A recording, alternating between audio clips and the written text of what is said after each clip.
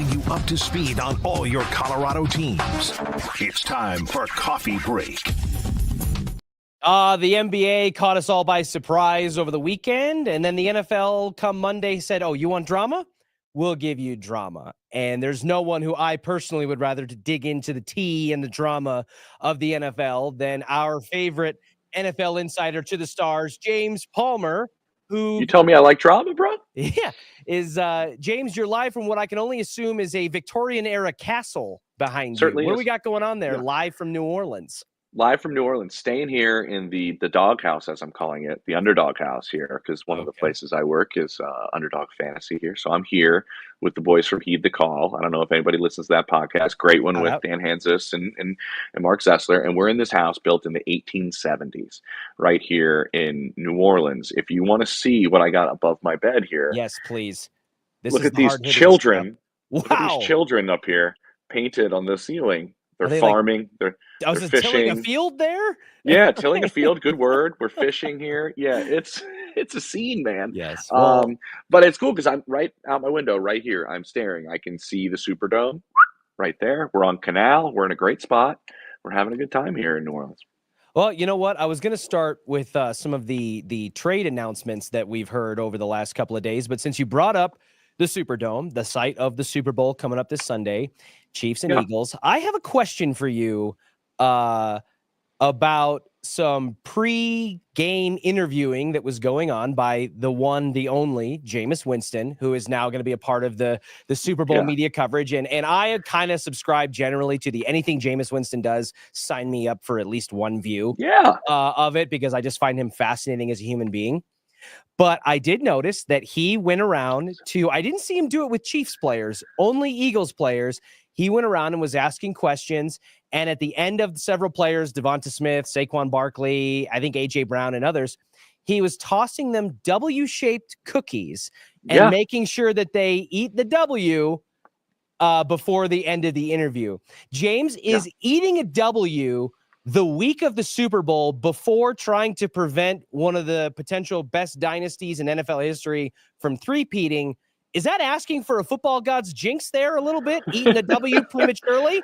Yeah, what I would be worried about is like Jameis's hands are on these W's. I'm not eating anything from a cookie thrown to me, because you saw AJ Brown. He was like, yeah, fake bite. I'm you know, good. like this is delicious. He did with the Chiefs, because there was a great moment when he threw one to Hopkins. And it hit something. And he's like, man, even here, everybody's always trying to intercept my passes. See, the level of self-deprecation for Jameis, I think, is what really completes the arc of like him just being a fascinating person. But that is good to know, because I only saw it going viral. Yeah, he did. He threw one to Hop. He threw one to Travis Kelce as well.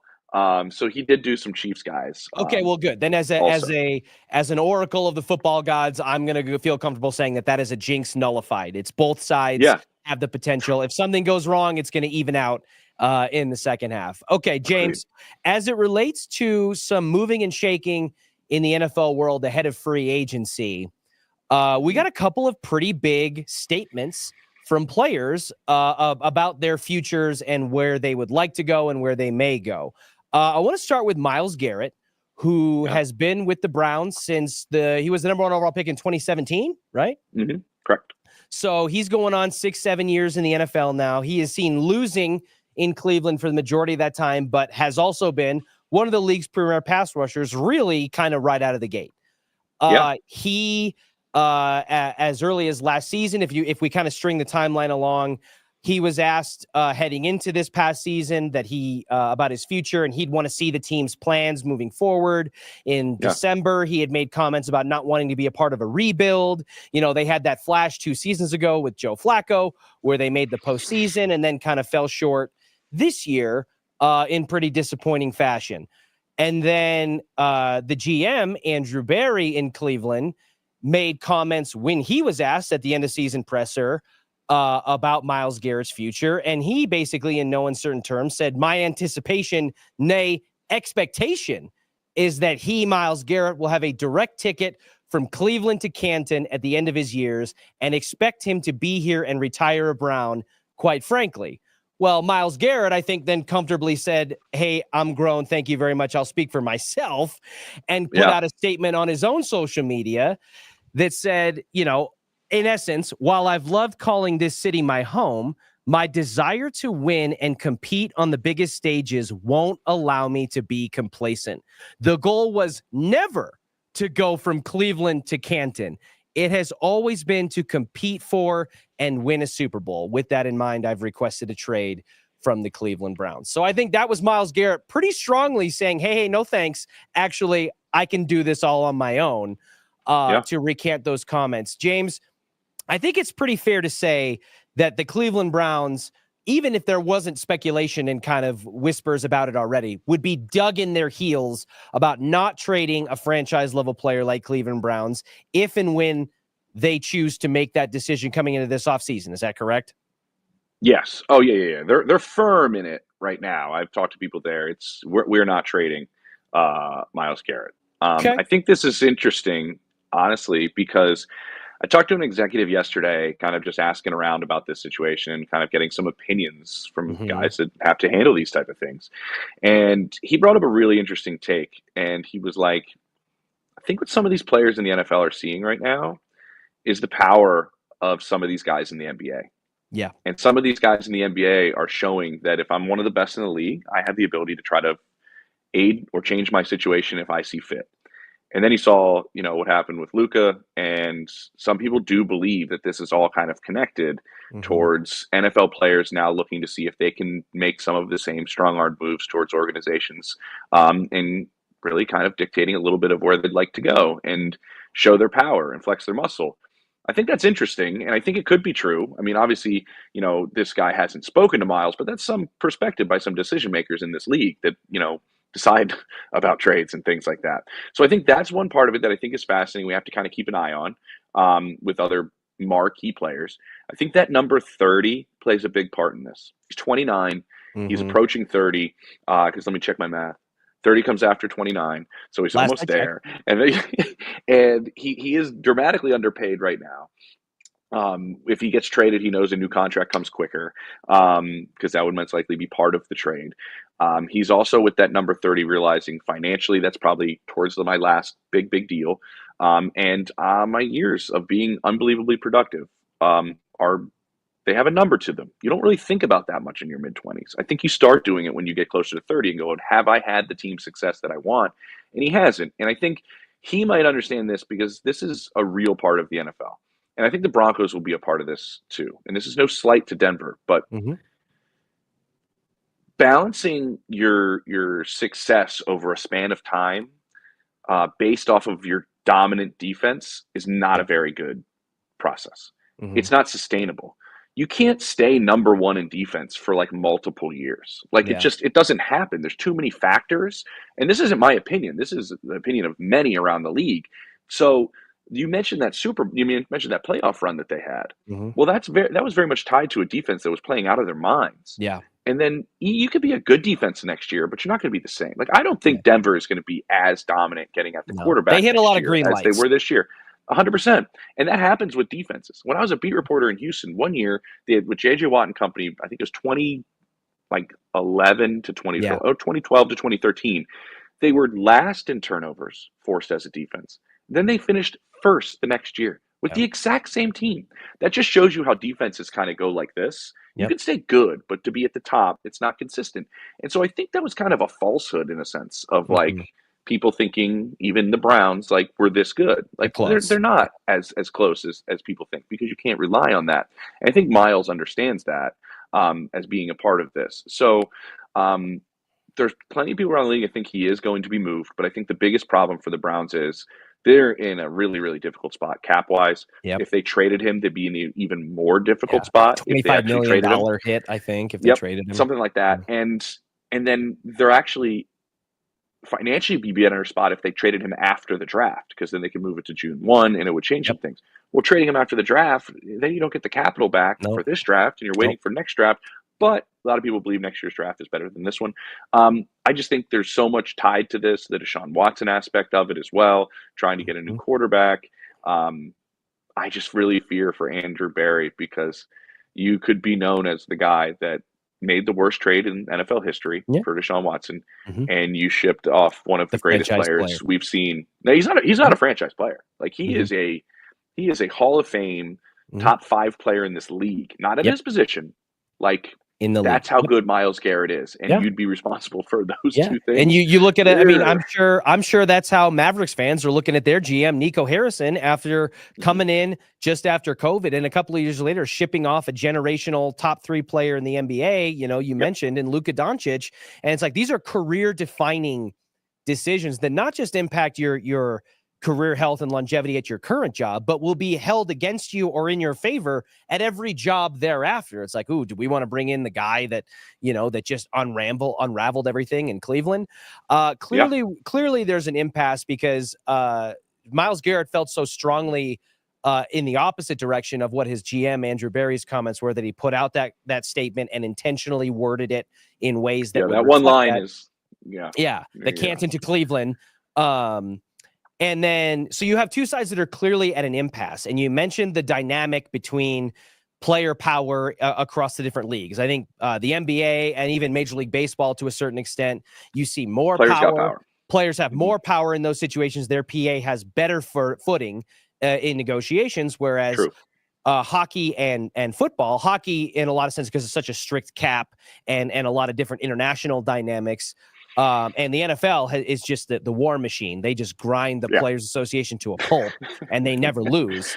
Are on the back end of that in terms of power. So factoring in those dynamics, when you have this situation at an impasse where you have a Myles Garrett who is clearly self-aware of his situation with the Cleveland Browns, who even if they were close, like we don't think that they are, being close in a conference that already has to go through Patrick Mahomes, Josh Allen, Lamar Jackson, Justin Herbert, CJ Stroud, even like a Miami with Tua Tagovailoa. You got 2 of those guys in your division. Yeah, and 2 of those guys are in your division. Joe Burrow, I didn't even bring up, you know.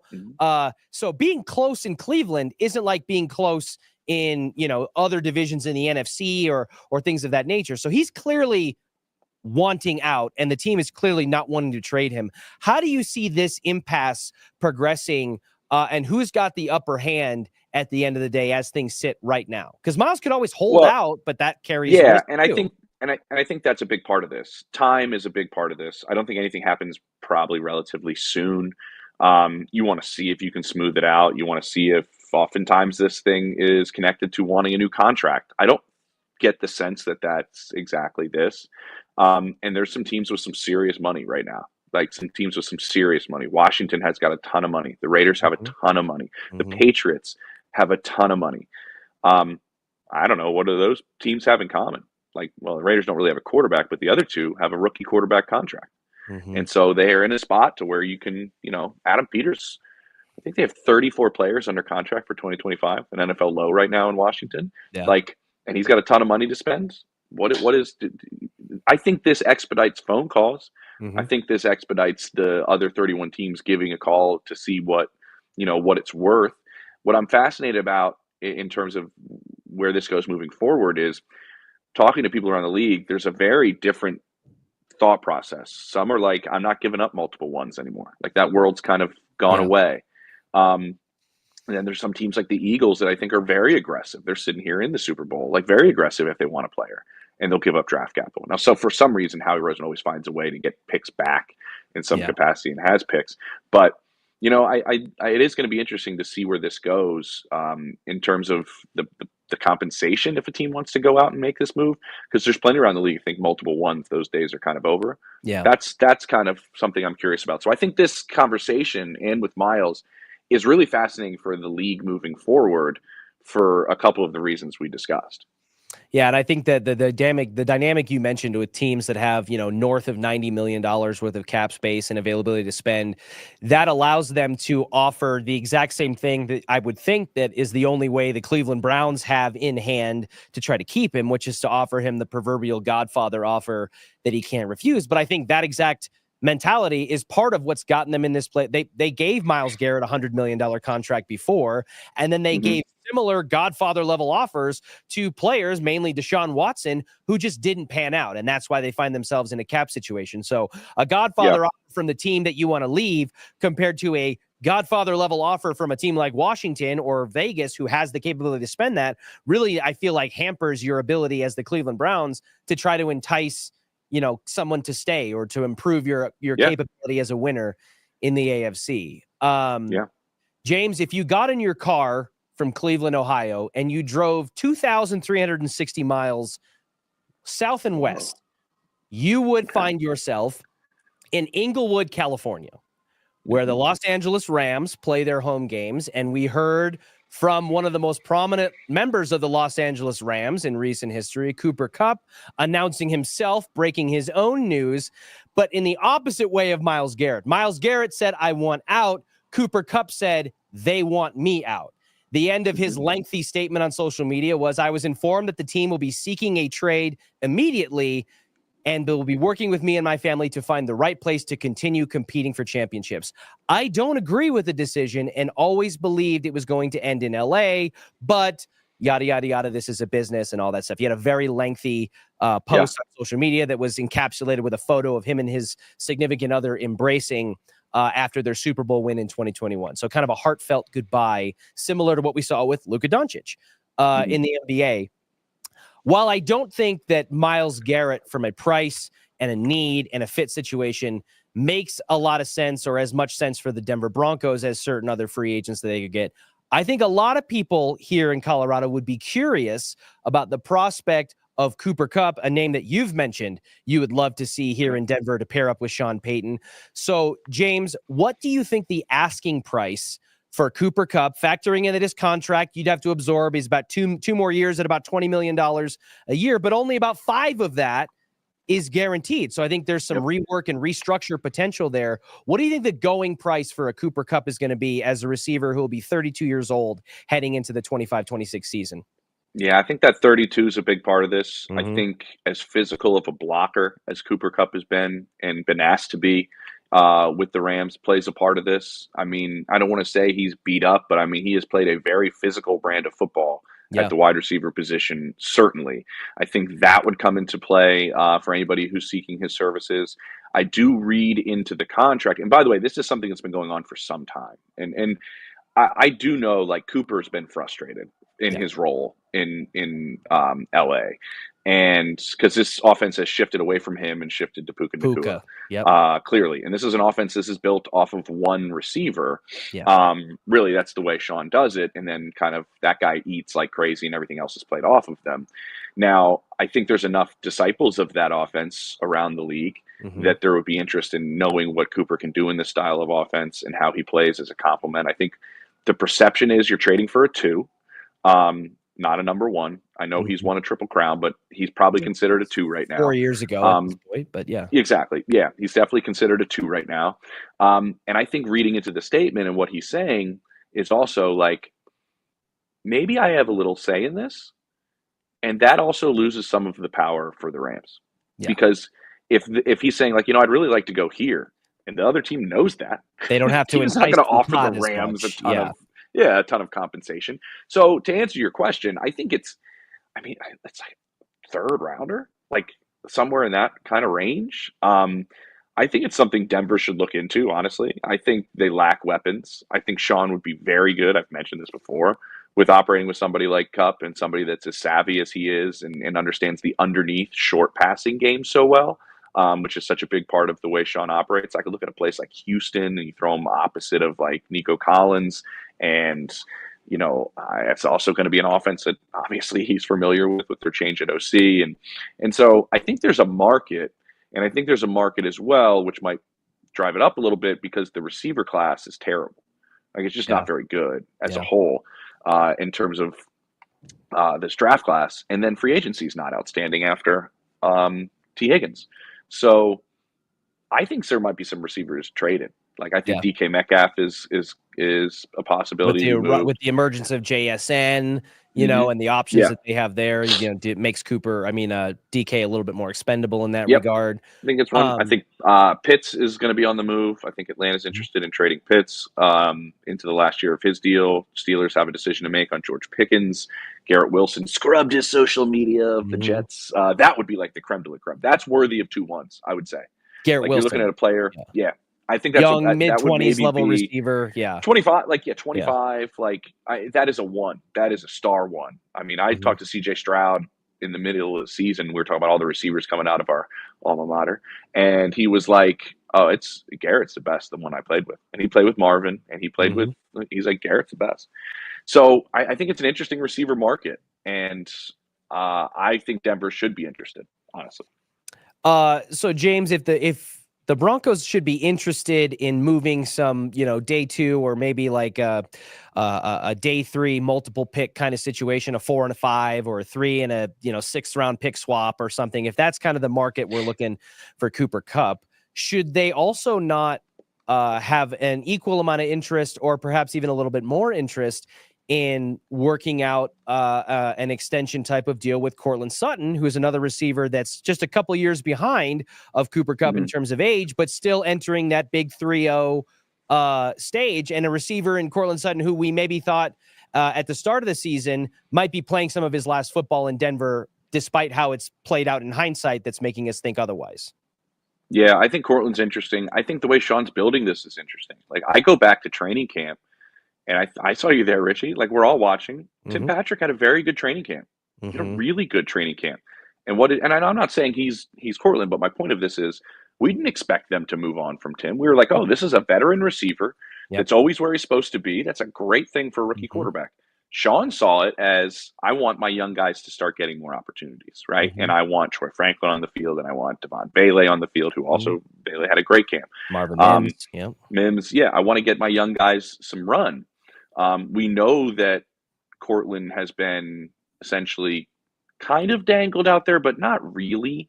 Like, the asking price when I talked to other teams was always so much higher than probably Cortland was worth, that they weren't fully interested in trading for him, which is also to me going like, are you really making him fully available?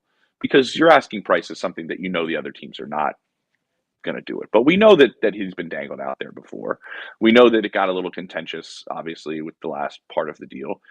But I would say, like, if he didn't play this year, who are you throwing the ball to? Exactly. Like, he's, If Cortland Sutton had gotten hurt, there would have been a lot more little Jordan Humphrey maybe than we would like normally be yeah, comfortable seeing here in Denver. yeah. And I think he's a better receiver than a lot of people give him credit for. I think, like, if you had like him and Kupp together, like, those are different receivers that I think would thrive off of one another. But I think Sean is molding this team into something different. And I think that's what we got to keep an eye on, because we're seeing a lot of change in Denver right now. And that's part of Sean creating this culture, and part of Sean creating what he knows works around him. I don't think there's a reason not to trust him right now with the way that he's done it, but there's change. And so we'll see what happens with Cortland moving forward, because you don't have a whole lot of options. Mm-hmm. You know what he brings you, honestly. I think you really do know what he brings to the table. And I don't think you're breaking the bank for Cortland Sutton. Right. I agree. I think they need to at least pursue some kind of extension. And, they've done micro adjustments with Sutton's situation to kind of give him front load a little bit more money or turn a bonus, an incentive bonus into something a little bit more regular. If you're telling me that, a Cooper Kupp is going to go in the ballpark of a third round pick or a couple of day 3 picks packaged together, I, in my chair that I sit in right now, would say that that's worth it. But I also think it would have to come not only in conjunction with possibly a deal with Sutton, because I think just swapping Cooper Kupp with Cortland Sutton and still just hoping I don't for think that helped you. that doesn't help you in that situation. And wide receiver being a top 3 position of need, so you're probably going to also address it in the draft, maybe in the latter rounds. But I think that this is a move that could help diversify that room and give you a skill set that I think you were lacking, which I think Cooper Kupp could help you even at an advanced age, in terms of being a slot receiver, somebody that can work the middle of the field, somebody that, while they maybe aren't as athletic as they were when they won the Triple Crown 3 or 4 years ago, from a speed standpoint, is still as clean or crisp of a route runner and as inventive as the receiver as you could imagine. So, James, if Cooper Kupp were to be here in Denver, do you think that he would be the prime candidate or a prime candidate to fulfill that elusive joker role that Sean Payton loves to use so much? Somebody that you could move around in different situations, or because I think we still don't have a clear idea about what that looks like or what Sean Payton is looking for there, partially because he hasn't really defined it all that well. Yeah, and I think it's part of the role, right? Like the role isn't very well defined. I think that's the compliment to Sean's offense is that he can adapt that role to the personnel that he has, whether that guy's a receiver or a tight end or a back. And so it's a very malleable role. I think Cooper does so many different things for an offense that people don't understand. Like I did a couple of their games this year. There was a game in Seattle where they threw a deep ball to Demarcus Robinson that he caught for a one-handed touchdown over the Seahawks in overtime. Mm. The crackback block that Cooper had to free Stafford on the rollout was incredible, and it was something that they came up with more or less post snap, to my understanding, being in that locker room. So, like, I think what he brings is so many different elements to your offense, and I think Sean would be very good with the way Cooper plays. What has changed a little bit, and I want to be a realist here, is I talked to some DCs that played against them over the back end of the season, and I was like, well, how have you seen them utilize Cooper? Because I had heard some of these rumblings about some frustration, and they're like, well, the way he plays is it's very savvy. It's off of picks, it's off of rubs, it's off of these movements to create separation. And Stafford just kind of stopped looking his way through those and didn't wait for them anymore and was going to Puka with them. I'm kind of curious if that's a thought around the league of like, is that because he's just kind of lost a step a little bit and he's not getting open, he's not winning as early, Right. In these defensive coaches' minds, because they're still like he still finds eventually a way to get open. Sure. But does that slow Timing. down your passing attack? Right? Yeah. Does that slow down and Bo holds on to the ball a little longer? I don't think you want that. Right. Right. He's been really good at getting rid of the ball, making decisions. Yep. I mean, the sack numbers were outstanding for a rookie quarterback. So I just think he does do a lot of things for you. You just really have to heavily evaluate this. And financially, it's more than probably what you would pay the player now, but you're locked into that right now. Maybe there's a restructure that would happen. James, we've got a couple minutes here on the back end to do a little bit of AMA, like we typically like to do on Tuesdays. I know you've been monitoring the chat. I've seen a couple of questions come through. I'll kick one off for you as we kind of encourage more of the questions to pour in. With the news out of Las Vegas that Pete Carroll and his staff is continuing to amass, we're seeing the likes of Chip Kelly. So now you're starting to see the faces and the names kind of start to come together in Las Vegas. What have you made of their offseason acquisitions thus far? And what does it tell you about maybe what they might do at the quarterback position into 2025 and how quick the turnaround in Las Vegas might be based on the early, acquisitions thus far? Yeah, I think they're trying to prove a point. I really do. I think they're trying to show the rest of the league that we are a team now that you have to look at with more stability, less volatility, frankly, to be taken serious more than we were. We have more cash than we used to have. And I think when you pay your coaches, because remember, again, there's no salary cap on any sort of coaching, and you pay your offensive coordinator $6 million and you get as aggressive as you were after Ben Johnson, didn't get him, pivoted to Pete Carroll, get, Chip Kelly to go along with that. Like, I think you're showing everyone, like, this isn't the Raiders of old. You have to do that when you have the amount of salary cap space that they do have, right? Because you're trying to tell free agents right now with these moves, we're ready. Yep. We're different, right? We're different. Come here and realize how different it is, and maybe buddies of yours that played on this team in the last couple of years, we're going to be very different from what they told you. And so I think that's part of the perception they're trying to change. They're getting good coaches at the same time. Like, I mean, it's not like this is like smoke and mirrors, right? But I think there's a method to some of the pay that's gone out there and the moves that they've made. And hiring a coach at the age of Pete is like, no, we're not patient in this. Like, No. You know what I mean? Like, we want to be good quickly.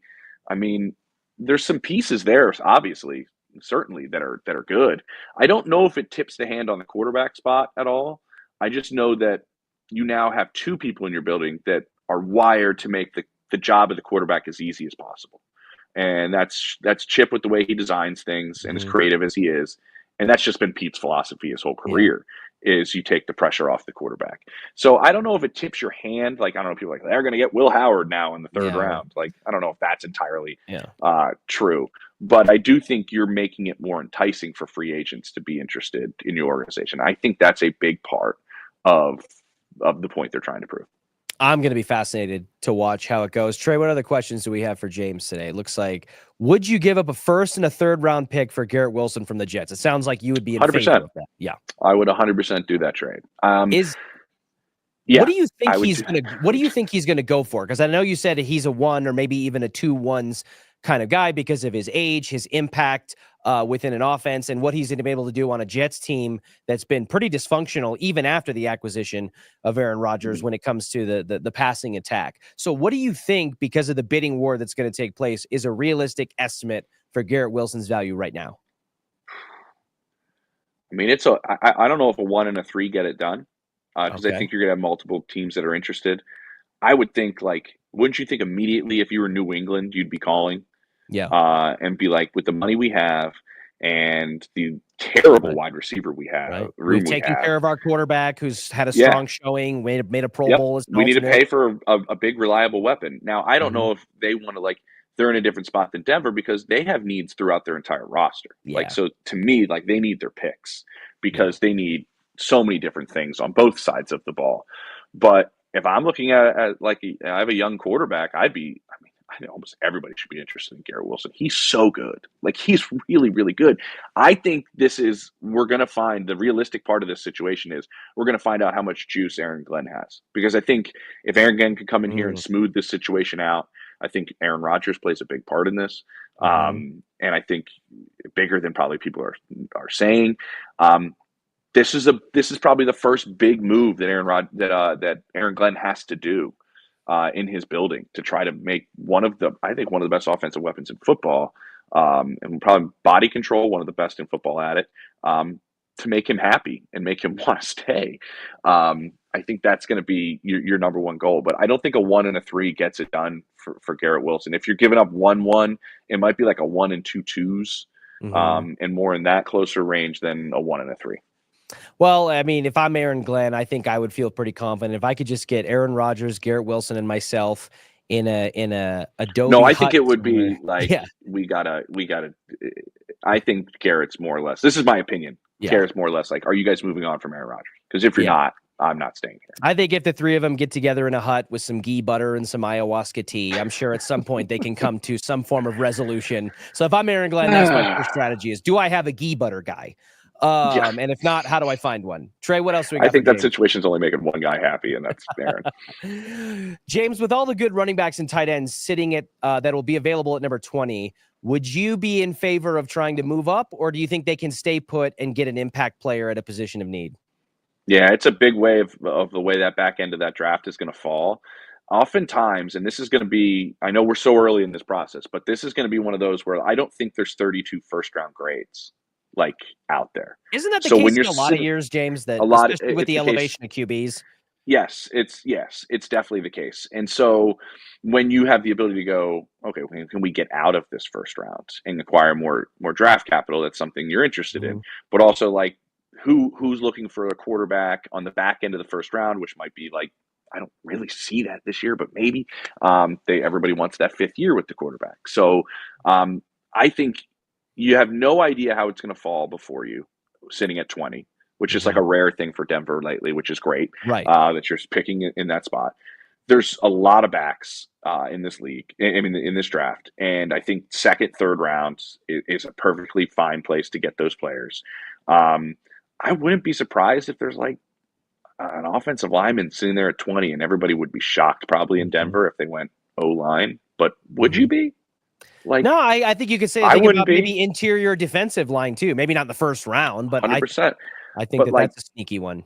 yeah, because you're not going to be able to keep these investments on your offensive line for the foreseeable future. Yeah. And so, like, and then still protecting Bo is a big part of what, Sean wants to do. But yeah, I think you got to be very flexible at 20. I think you're going to be very interested in moving back, depending on how this thing falls to you. But the tight end class is good. Mhm. The back class, like I said, this is exactly right, David. So like, um, how many backs are worthy of a first round pick? Yeah, I think we know one. Yeah. Uh, Yeah, and you start to that get might into be that it. hypothetical of like, okay, let's say Ashton Genty's off the board, but you have, the two tight ends in Tyler Warren and Colston Yeah. Loveland from Michigan. Or like if Colston Loveland surprises everybody and goes early and you've got Tyler Warren and Ashton Genty like what position of need leans more? And I think you get into that territory when you stay at 20. And I would also say that, Mhm.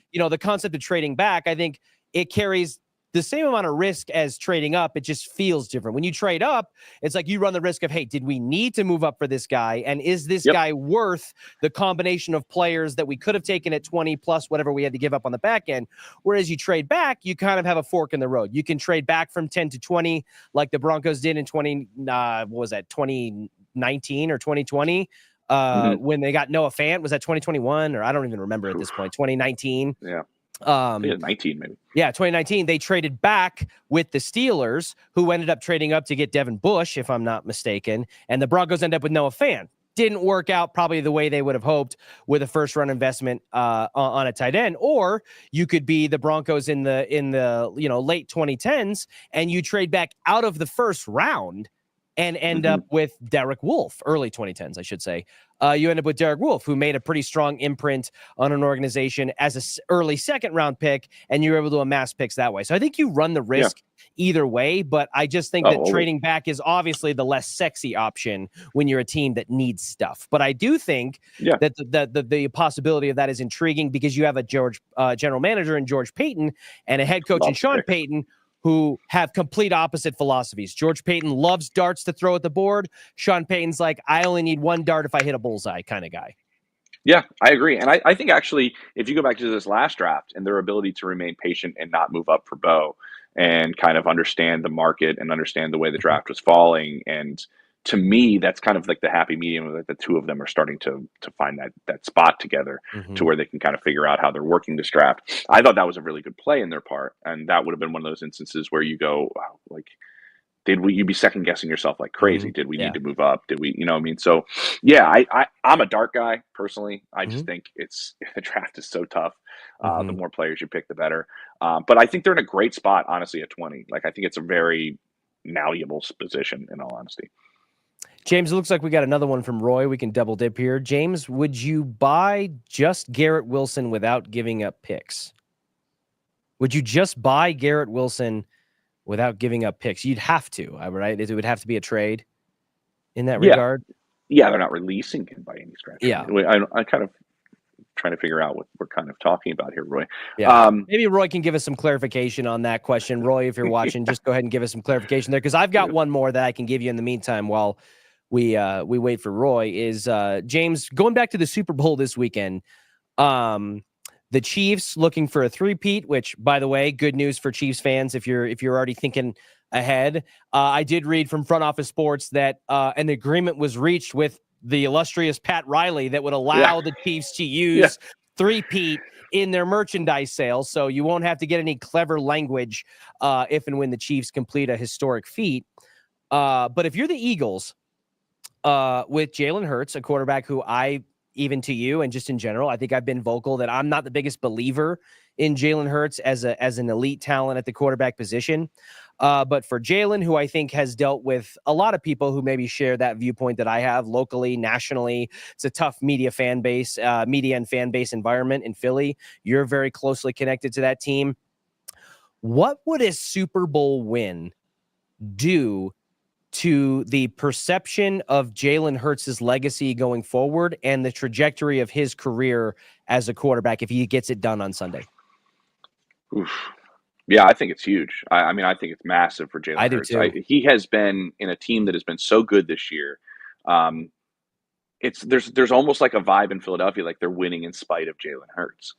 But I do think there's things that he does that, like, he just plays the position differently than anybody else. And we have a hard time doing that as people that cover the league, as fans. Like, okay, he has a hack right now that nobody else in the league has. We just watched Josh Allen fail at it. Yeah. The tush push is obviously, the offensive line is a huge, huge part of it. I think we have to start admitting that Jalen Hurts is a big, big part of this play.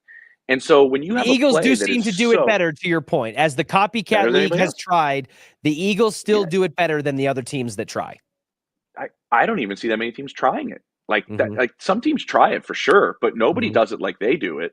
And which is why it's still not even considered to be banned, even though, the Packers are upset about it and say it doesn't involve any skill or whatever. Like, then stop everybody it should then. use it, and Yeah. everybody should be successful with it if Yeah. that's the case. I And think so, the offenses are already so hindered, not to cut you off, but like with the whole discourse around the tush push, offenses are already so given free will, and defenses are so hindered in how they're able to try to defend things with the way the league has slanted those rules that the offense, you know what I mean? Like, but it's to a certain degree, you would think that would cause the notion to be, hey, we can't give the offense everything. But there's another part that's like, hey, just figure out a way to stop it. At one point, the forward pass wasn't legal, and we've moved on from that. Yeah. And defense has found a way to adapt to throwing the football. This is just another version of that.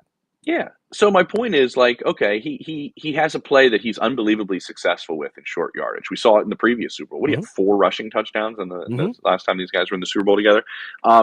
And I think there is a skill set that he has. I think they're limited offensively, which is something you don't want to say when a guy's getting paid $50 million to be your quarterback. But I think Jalen understands that, like, I know what's around me. I know we're a run first team. I think he checks to a lot of runs really, really well in their audible game at the line of scrimmage. I think he understands that if I don't turn the ball over, don't put it in harm's way, we're in a really, really good spot. I mean, the turnovers were an issue last year. They've plummeted this year, and he's barely turned the football over. I don't think he's been the runner he was the last couple of years. He's been a little banged up, but he's still an effective runner. He just plays the position very differently. And I think that's hard on defenses. I really do, because of the run game that they have. It's like if it's second and long, like the QB draw is really in play for Philadelphia, and then it's all of a sudden it's 3rd and 2, and what happens on 3rd and 2? We got 2 plays to get 2 yards. That's the way Philadelphia thinks. And all of a sudden, Jalen's run on 2nd down was extremely important to them moving the chains. He gets a lot of flack, obviously, because the team's so talented around him, and everybody goes, well, maybe somebody differently. But he does win. He scores touchdowns and he wins football games. That's kind of what he's done since he's gotten to the league. I just don't. So if he wins this game, I do think the perception of the way he's gone about it might change a little bit, going like, oh, okay, well, he did win a Super Bowl over Patrick Mahomes and Andy Reid. Yeah. So that would change a little bit. I just do think some of the arguments that have happened in Philadelphia, some of the off the field question marks and stuff, I don't know if those will get answered though. But I think the on the field stuff would be answered more quickly. Well, it's going to be fascinating to play out, because on the flip side, I don't think that, we got the clarification. Open up the checkbook so you don't have to give up the picks, if that makes sense. So talking about a restructuring of I don't think that would factor in. I think you would still have to. Well, it's impossible to do it without giving up picks. I mean, you literally can't do it. The Jets would say, because he's still on. Yeah, he's still in. This isn't English Premier League, I think, where you just buy a player from another team. Yes. And he's so valuable, I think, to what they want to build with his age and what he means to anybody coming in there. I just think the situation is just very difficult for him, right? I'm a go-to guy. I'm a number one. And then what else did you do at the trade deadline? You got my quarterback's best friend to come in here. Yeah. And that's more of a package deal now with Devontae Adams and Aaron together. So I think the hard part the Jets are in can connect this to all of this is if they want to win in 2025, Aaron Rodgers is probably their best option. If they want to change the culture and change what they are moving forward, I think you need Aaron Rodgers out of your building. And that's the decision that Aaron Glenn's going to have to make. Yeah, there's a strong argument to that in terms of turning a page and moving forward from an experiment that didn't materialize the way that, Woody Johnson or any of them had probably hoped. So it looks like we got one last question here, a specific player question from Paladin. Caleb Johnson to the Broncos at 20. James, what's your overall assessment of Caleb Johnson as a draft prospect and how he might fit with the Broncos? I honestly haven't gotten really into the draft stuff, but I will say this, any help back there? Yeah, it can be surface level at this point because we're still we're not there yet. I apologize because I haven't really gotten into draft stuff. I'm sitting here at the Super Bowl. Once this game happens on Sunday, flip the page for me, and I will be, because I've been so traveling to all these playoff games and everything. But they have options at there'll be options throughout the course of this draft at running back. I mean, we know that room has to change. We know that what's there hasn't really worked. I think this is an opportunity for us to see okay, we saw Sean really, really hit the nail on the head, evaluating the quarterback process, right, in this last draft. Let's see him. I'm excited to see him do it at another position, right? Because he has a vision. on the type of guys he wants to see. It's why we're seeing this turnover in Denver and how it's getting built. So I think it's going to be fun to watch him evaluate this position in the draft process. I really do. And I mean, like, yeah, anybody back there really helps right now. I'll be more specific down the road, honestly, because I haven't really dove in. But yeah, I mean, this is a position of need. This is something that they're going to look at throughout the draft. Hell, they could draft 2 backs, in all honesty. Like, I wouldn't put it past them. Seriously. Would you put that past them, Richie? Like, No, I think that in the 5th again or something like that. I think you're going to see double ups at several. You know, I mean, you could see them take a tight end early and a tight end on day 3, early day 3, or a running back early and a running back late, or especially at wide receiver because of the amount that have to be on the field at the same time. I think you could definitely see double ups at 2 of their 3 offensive positions of need, depending on how the board falls. James, on the way out, before we let you go, other than beignets at Cafe Du Monde and a little Bourbon Street, debauchery, what else do you have going on Radio Row since you are at the Super Bowl all week this week? I'm sure you've got a ton of stuff that our listeners could check out. Tell us what you got going on, man. Yeah, doing all sorts of – we're doing news hits around the city. We're doing different stuff of all the different things I'm hearing from both teams and getting everybody ready, kind of NFL news stuff as well throughout the week. Got a really cool sit down we're doing tonight. We're doing a receiver roundtable at a private restaurant tonight. And what we're going to do is Steve Smith and I are going to sit down with receivers from different generations and kind of talk about the evolution of the position. And former Bronco Ed McCaffrey is going to be one of the people sitting down with us. So I think Ed's going to have a really cool perspective. Steve and I are excited to have him be one of the guys that can talk. Brandon Marshall is going to be another one that's going to sit with us. And I'm interested because, like, Ed has been a college coach. Obviously, his boys are in the NFL.